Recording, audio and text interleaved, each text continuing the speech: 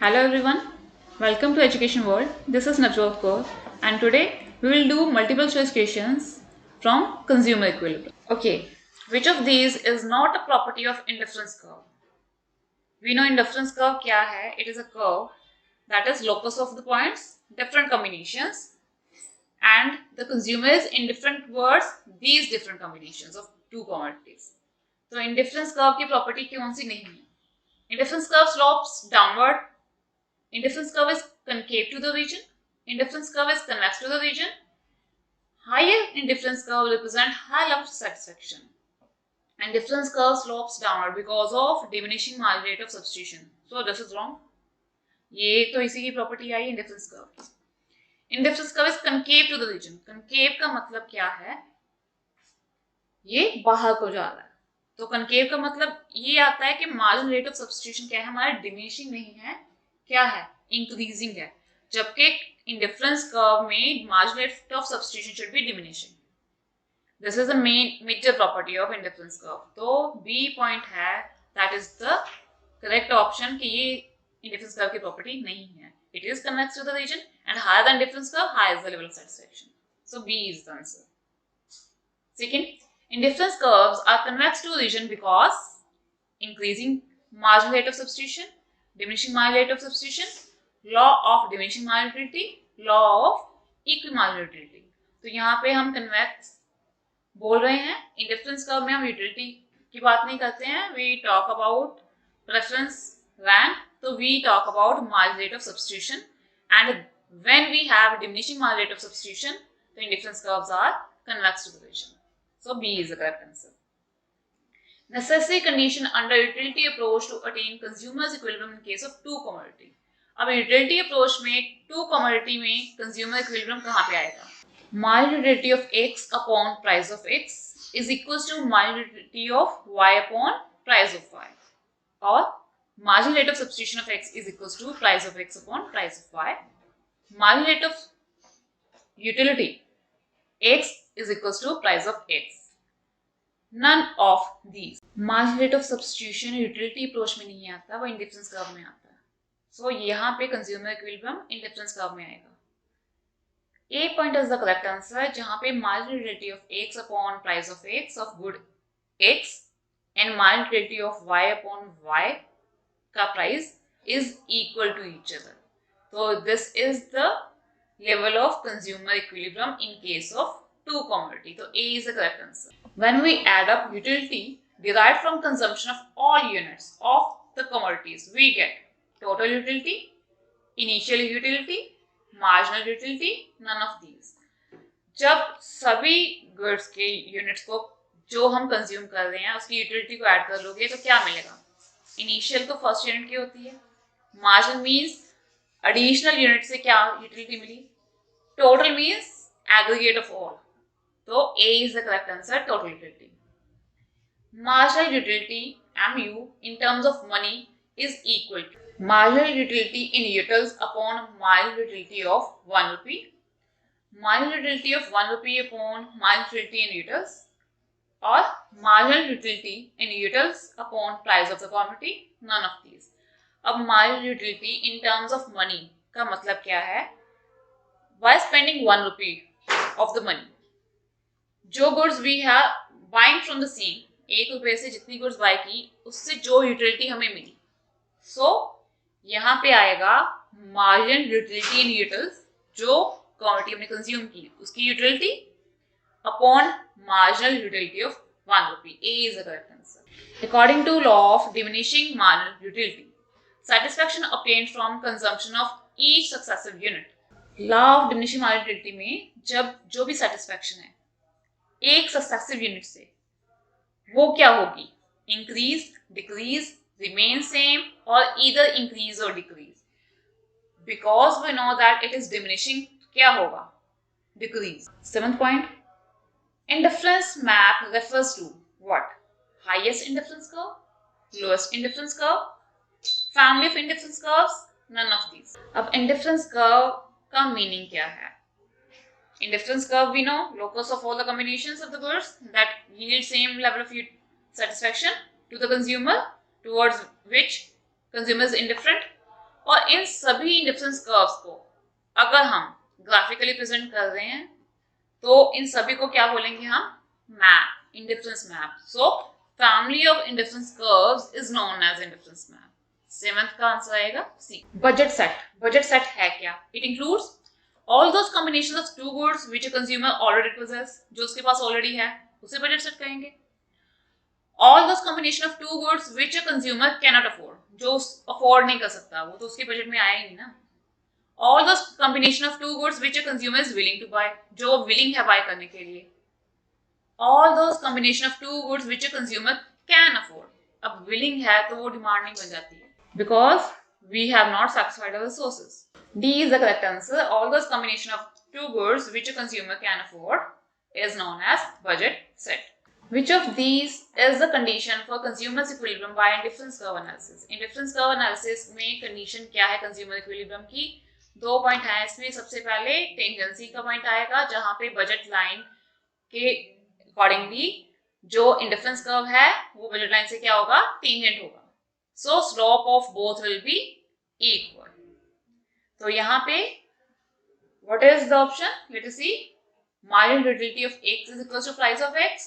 नहीं, हम indifference curve में हम क्या करते हैं? दो गुड्स की बात करते हैं, तो यूटिलिटी दोनों की आएगी ना, तो साथ में अगर आएगी तो marginal utility of x upon price of x is equal to marginal utility of y upon price of y। तो ये तो आ जाता है हमारा इक्वी marginal utility का केस, तो this is not the case. Marginal rate of substitution x is equal to price of x upon price of y.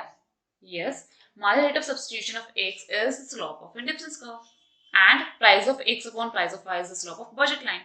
So C is the correct answer. This is a case जहाँ पे consumer equilibrium में आएगा। 10th point, if marginal utility of x upon price of x is greater than marginal utility of y upon price of y, then to reach equilibrium position consumer should stop buy any commodity, commodity खरीदना बंद कर देगा। Buy both commodities in equal quantities, दोनों equal quantity में buy करेगा।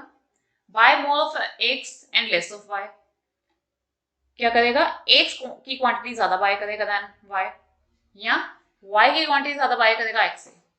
अब यहाँ पे we talk about equi marginal utility का केस है ये, जहां पे marginal utility of x upon price of x equal होनी चाहिए marginal utility of y upon price of y। तो कंज्यूमर को क्या करना चाहिए कि दोनों की यूटिलिटी इक्वलेंट हो जाए। अब जिसकी यूटिलिटी ज्यादा है वो क्या करेगा? उसको ज्यादा बाय करेगा, नो डाउट, और जिसकी यूटिलिटी कम है उसे कम बाय करेगा। तो C इज द केस कि x की कमोडिटी को उसकी यूनिट वो ज्यादा बाय करेगा, तब तक बाय करता जाएगा जब तक उसकी यूटिलिटी और यूटिलिटी ऑफ y इक्विवेलेंट ना हो जाए। सो y को कम बाय करेगा, x को ज्यादा बाय करेगा। If consumption of an additional unit of a commodity causes no change in total utility, then resultant marginal utility is, अगर एडिशनल यूनिट कंज्यूम किया, टोटल यूटिलिटी क्या गई? सेम, कोई चेंज नहीं आया उस केस में, तो अब मार्जिनल यूटिलिटी क्या होगी? जीरो, पॉजिटिव, नेगेटिव या कांस्टेंट। टोटल यूटिलिटी अगर सेम हो जाएगी तो मार्जिनल यूटिलिटी है क्या? दोनों का difference, nth unit and nth minus 1 unit, दोनों में अगर डिफरेंस ही कोई नहीं आएगा तो मार्जिनल यूटिलिटी की वैल्यू क्या होगी? Zero. Total utility is dash at point of satiety, satiety means satisfaction का लेवल आ गया पूरा उसका, तो वहां पे टोटल यूटिलिटी क्या होगी? Minimum, maximum, zero, none of these. तो इस केस में टोटल यूटिलिटी क्या आएगी हमारी? ये मैक्सिमम हो जाती है और क्या हो जाती है? कांस्टेंट हो जाती है। स्टेटी का पॉइंट आ गया, उसके बाद टोटल यूटिलिटी डिमिनिशिंग स्टार्ट हो जाएगी, सो मैक्सिमम हो जाएगी यहाँ पे। An indifference curve is best described as a series of points which show, indifference curve का मीनिंग पूछा गया है यहाँ पे, combination of two commodities which give consumer same satisfaction, yes, combination of two goods such that cost of each combination is equal to money income of the consumer, means कि combination किसके equal हो गया? Money के, income के equal हो गया। ये budget line की बात कर रहा है यहाँ पे। तो combination of two goods which a consumer can afford given his income and price in the market। तो जब भी डिफरेंस कर्व की बात करते हैं तो इनकम की बात नहीं करते हैं, we just think about the preference and the combination जो कंज्यूमर को इक्वल सेटिस्फैक्शन देता है एंड कंज्यूमर में इनडिफरेंट है। हमने मनी इनकम की बात नहीं की, वहां पे प्राइस की बात नहीं की। So A is the correct answer, combination of two commodities which give consumer same satisfaction. अब नेक्स्ट आता है हमारा total utility is dash at point of satiety maximum. Marginal utility of nth unit is calculated as. Marginal utility of nth unit कैसे calculate करोगे? हम total utility से count करते हैं कि total utility of nth unit minus total utility of nth minus 1। अगर 10 unit consume कर रहा है तो 10वें यूनिट की मार्जिनल यूटिलिटी कैसे निकालेंगे? 10वें यूनिट की total utility minus 9th unit की टोटल यूटिलिटी आएगी। सो A marginal utility of n is equals to total utility of n minus total utility of n plus 1.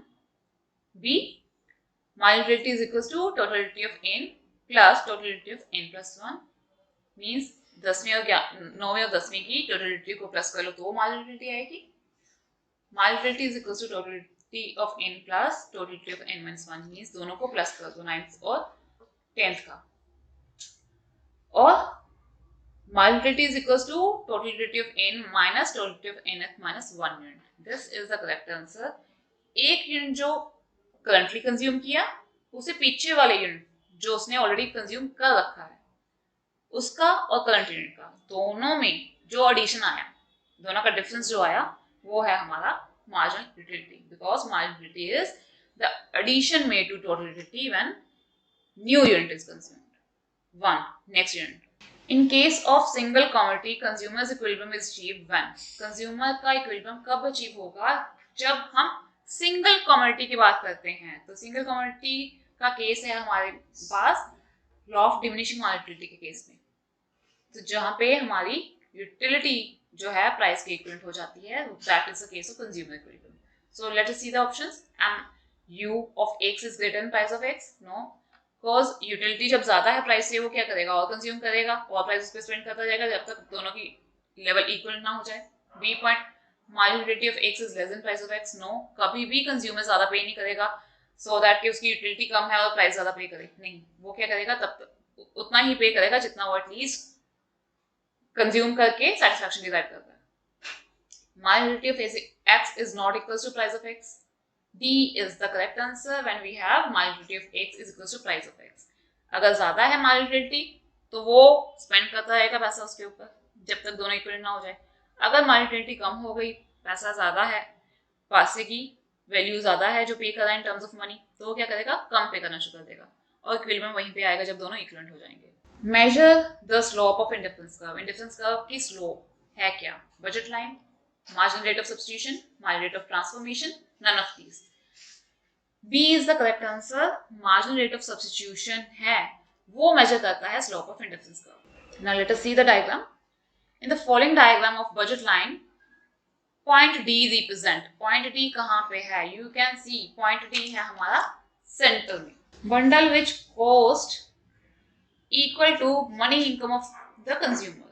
Bundle which cost less than money income of the consumer. Bundle which cost greater than money income of consumer. None of these. अब इस case में if we see that we have D point, budget line के ऊपर कोई भी point होता तो क्या है? उसकी रीच के विदिन है, जैसे वो पूरी इनकम स्पेंड करने के बाद कर, यहाँ पे होता तो वो उसकी आउट ऑफ रीच होता अगर यहाँ पे होता, but it is within the budget line. So क्या है? जो उसकी मनी इनकम से कम है वैल्यू, बिकॉज मनी इनकम की वैल्यू पे हमारी ये बजट लाइन बनी हुई है। So this is the bundle which cost less than the money income of the consumer. अगर इक्विवेलेंट होता इट मींस वो बजट लाइन के ऊपर है, सारी इनकम वो स्पेंड कर देता वहां पे। 19th, how is total utility derived from marginal utility? इसका एक ही फॉर्मूला है टोटल यूटिलिटी को ड्राइव करने का, sum of all the marginal utilities, सभी को प्लस कर लो मार्जिनल यूटिलिटी को, सभी यूनिट की। तो A is the correct answer. Total utility is equals to summation of all the marginal utilities. 20th, what happens to marginal utility when total utility is maximum? जब total utility maximum हो जाएगी तो उस case में what we have, say maximum हो गई तो वो स्टेटी का पॉइंट आ जाता है। से अगर वो 8th यूनिट की टोटल यूटिलिटी 10 है तो मैक्सिमम है तो नेक्स्ट 9th यूनिट की भी वो 10 रहेगी, तो वो कांस्टेंट हो जाएगी। तो उस केस में मार्जिनलिटी क्या हो जाएगी? 0। वो फर्दर इंक्रीज नहीं होगी, बिकॉज नेक्स्ट यूनिट से टोटल यूटिलिटी क्या होनी शुरू हो जाएगी? कम। तो मार्जिनलिटी भी क्या होनी शुरू हो जाएगी? इससे कम। And indifference curve always slopes downward from left to right, slopes upward from left to right, is parallel to x-axis, is parallel to y-axis. Indifference curve की slope marginal rate of substitution पे depend करती है, जो है diminishing. So the slope of indifference curve is always downward from left to right. In case of cardinal utility approach, utility is measured in ordinal. अब cardinal में difference आपको clear हो गया. ऑर्डिनल में यूटिलिटी हम काम करते हैं और कार्डिनल में हम करते हैं क्या? Rupees, ranks, utils, none of these. तो इस केस में हम रैंक्स की बात करते हैं, प्रेफरेंस की बात करते हैं, not utils, not rupees. Consumer will be in equilibrium where there is tangency, tangent है between price line and indifference curve, because at this point consumer equilibrium with the help of indifference curve analysis, तो उसमें सबसे पहली condition क्या है? budget line is tangent to indifference curve. Reason इसका क्या है? marginal rate of substitution is less than price ratio, marginal rate of substitution is greater than price ratio, marginal rate of substitution is equals to price ratio, और slope of indifference curve is equals to slope of budget line. yes, दोनों का slope equivalent हो जाती है, जिसका एक reason है अब सी और डी में कंफ्यूजन हो जाएगी. तो marginal rate of substitution is equals to price ratio, because price ratio किसकी स्लोप है? बजट लाइन की. And marginal rate of substitution किसकी स्लोप है? इंडिफरेंस कर्व की. So C is the correct answer, जिसको उन्होंने वैसे ही वर्ड में अगर देखें तो ये शो किया है slope of indifference curve is equals to slope of budget line. This is the condition. 24. Cardinally means measured, ranked, not measured, none of these. Ordinal utility को तो हम measure कर सकते हैं utils में, cardinal को कर सकते हैं? नहीं कर सकते. So these are ranked.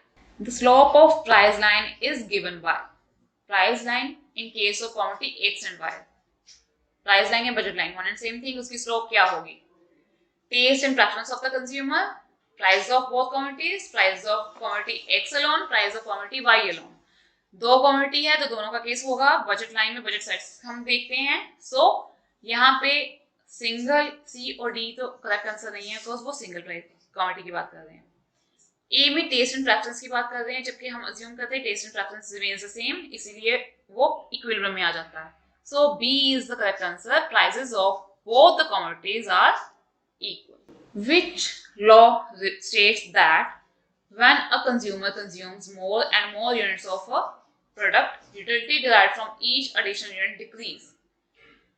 कौन सा लॉ ये बताता है कि जब कंज्यूमर करता है ज्यादा से ज्यादा यूनिट कंज्यूम कर रहा है एक ही प्रोडक्ट के कंटिन्यूसली, तो यूटिलिटी एडिशनल यूनिट की क्या हो जाती है? डिक्रीज. तो ये कौन सा लॉ है? Law of equi marginal utility? No, वो तो बोलता कि दोनों गुड्स कंज्यूम कर रहा है या दो से ज्यादा कर रहा है, तो उनकी जो यूटिलिटी है equivalent divided by the price of the same commodity आ जाती है. फंडामेंटल लॉ ऑफ सेटिस्फैक्शन, यहाँ पे सेटिस्फैक्शन की बात नहीं हो रही है, हम यूटिलिटी की बात कर रहे हैं. लॉ ऑफ कार्डिनल यूटिलिटी, ये तो इंडिफरेंस कर्व में आ जाता है. Law of diminishing marginal utility, D is the correct answer कि यूटिलिटी हमारी क्या हो जाती है? एडिशनल यूनिट की डिक्रीज हो जाती है. This is law of diminishing marginal utility. In context of indifference curve analysis, marginal rate of substitution stands for what? MRS stands for marginal rate of substitution, marginal rate of satisfaction, marginal return of substitution, marginal return of satisfaction. A is the correct answer, marginal rate of substitution. For consumers equilibrium to be stable, requirement is consumer equilibrium stable हो. उस case में क्या चाहिए हमें? constant marginal rate of substitution, increase in marginal rate of substitution, diminishing marginal rate of substitution, none of these. तो उस case में हमारा करेक्ट आंसर आता है marginal rate of substitution क्या होना चाहिए हमारा? स्टेबल कहाँ पे होगा? Consumer equilibrium. कंज्यूमर इक्विलिब्रियम वहां पे आता है जब दोनों की स्लोप सेम होती है, तो वो स्लोप कहाँ पे सेम होती है? Diminishing marginal rate of substitution पे. The total utility derived by Shyam by eating 6 apples in 300 is 300 util. 6 apple खाए श्याम ने, 300 यूटिल्स उसकी क्या बनी? Utility. Marginal utility of 7th apple is 30. 7वें एप्पल की 6 एप्पल खाए तो टोटल यूटिलिटी 300 डिवाइड कर दी. अब 7th यूनिट की एडिशनल 30 यूटिल और मिल गए। Total utility for 7 apples will be, अब कैसे कैलकुलेट करोगे? 300 तो ऑलरेडी उसने अर्न कर ली सेटिस्फैक्शन, 6 यूनिट की उसने 6 की 300 आ गई और 7वें यूनिट की आ गई 30, तो टोटल सबकी ऐड कर दोगे तो 330 हमारी आ जाएगी टोटल। सो आंसर कौन सा आया? A B C D, plus करोगे इसमें दोनों को तो 330 इज द करेक्ट आंसर, जिसमें A option. The assumption of constant marginal utility of money means that importance of money of consumer is increasing, decreasing, same, none of these. तो इसमें हम बोलेंगे constant marginal utility means importance of money भी same रहती है, ना वो increase होती है ना decrease होती है. When economists speak of utility of a certain product, they are referring to, जब utility की बात करते हैं तो किस चीज की बात करते हैं? A. Demand of the product, usefulness of product in consumption, satisfaction gained from consuming such product, या D. Rate at which consumers are willing to exchange one good for another. Product की डिमांड की बात कर रहे हैं, या good consume की उसकी यूजफुलनेस की बात कर रहे हैं, या प्रोडक्ट जो कंज्यूम किया उससे जो सेटिस्फेक्शन डिराइव हुई उसकी बात कर रहे हैं, या एक या दूसरे प्रोडक्ट में जो एक्सचेंज कर रहे हैं वो सब्स्टिट्यूट कर रहे हैं उस रेट की बात कर रहे हैं। तो C is the correct answer because utility of product is wants satisfying path. तो वांट सैटिस्फाइंग पाथ क्या मतलब? Satisfaction derived from the product. Utility differs from person to person, differs from time to time, can be easily measured, none of these. तो इस case में utility क्या है? ये differ करती है। किसमें? मेजर तो कर नहीं सकते, बट ये टाइम टू टाइम ये वेरी करती है। बिकॉज अगर आप सीजनल गुड की बात करें तो वही कॉटन क्लॉथ जो गर्मियों में ज्यादा यूटिलिटी जिससे मिलती है, सर्दियों में उससे कोई यूटिलिटी में डिराइव नहीं होती है। So it differs from time to time. A consumer in consumption of two commodities A and B at equilibrium, दो कंज्यूम कर रहा है वो commodity A and B, equilibrium कहाँ पे होगा उसका? The price of A and B are 10 and 20 respectively. A कितने का है? 10 रुपीज का एक यूनिट है, B 20 rupees. Marginal utility of product is 50. Product B की marginal utility 50 है, तो A की marginal utility कितनी होगी? एंड वी नो दैट कि हमें क्या करना पड़ेगा? इक्विलिब्रियम का फॉर्मूला, जहां पे हम बोलेंगे utility of x marginal utility equilibrium में है, तो उसका यही है हमारी कंडीशन कि marginal utility of x upon price of x is equals to marginal utility of y upon price of y. तो यहाँ पे एक्स क्या है हमारा? ए, और वाई है बी। तो यूटिलिटी ए की कितनी आई हमारी? वो तो हमें निकालनी है। प्राइस कितना है एक का? 10, एंड यूटिलिटी बी की 50 है और प्राइस कितना उसका? 20। सो ये 10 यहाँ से घूम के यहाँ आ जाएगा, तो वैल्यू हमारी मार्जिनल यूटिलिटी ऑफ ए कितनी आ जाएगी? 25। This is the marginal utility of product using the formula mu of x upon price of x is equals to mu of y upon price of y. So B is the correct answer. Law of diminishing marginal utility will not hold good if income of the consumer. Diminishing marginal utility के case में हम कुछ assumption लेते हैं, तो consumer की income की भी कुछ assumption ली थी हमने कि इनकम जो है वो कांस्टेंट रहेगी, चेंज नहीं होगी, ना इंक्रीज होगी ना डिक्रीज होगी। तो इस केस में अगर मार्जिनल यूटिलिटी जो है कंज्यूमर की इक्विलिब्रियम में आती है तो वो एक्सेप्शन किस केस में होगी? इनकम क्या होगी? In case increase, decrease, remains constant, either A और बी। तो करेक्ट आंसर है ईदर ए और बी, डी आंसर। क्योंकि अगर वो इनकम इंक्रीज होगी तो भी यूटिलिटी का लेवल जो है चेंज हो सकता है, डिक्रीज होगी तो भी यूटिलिटी का लेवल चेंज हो सकता है, बिकॉज उससे कंज्यूमर हो सकता है कंजम्पशन उसी पे टाइम पे बंद कर दे अगर कम हो रही है, या इंक्रीज कर दे अगर इंक्रीज इनकम हो गई। तो डिमिनिशिंग यूटिलिटी वहां पे hold will not hold. Marginal utility is always positive, always negative, can be positive or negative but not zero, can be positive or negative or zero. अब इस case में marginal utility positive हो सकती है, yes we know that, negative हो सकती है yes, but always no. तो यहाँ पे D is the correct answer positive कब होगी? जब टोटल यूटिलिटी इंक्रीज हो रही है, मार्जिनल यूटिलिटी भी इंक्रीज होगी, पॉजिटिव होगी। नेगेटिव होगी जब टोटल यूटिलिटी डिक्रीज होनी शुरू हो गई, एंड जीरो होगी जब टोटल यूटिलिटी मैक्सिमम होगी स्टेट के पॉइंट पे। So D is the correct answer, positive, negative और zero. So we have done with some MCQs when we have considering the consumer equilibrium with the help of utility analysis and indifference curve. We'll continue with next topic in our next lecture. Thank you.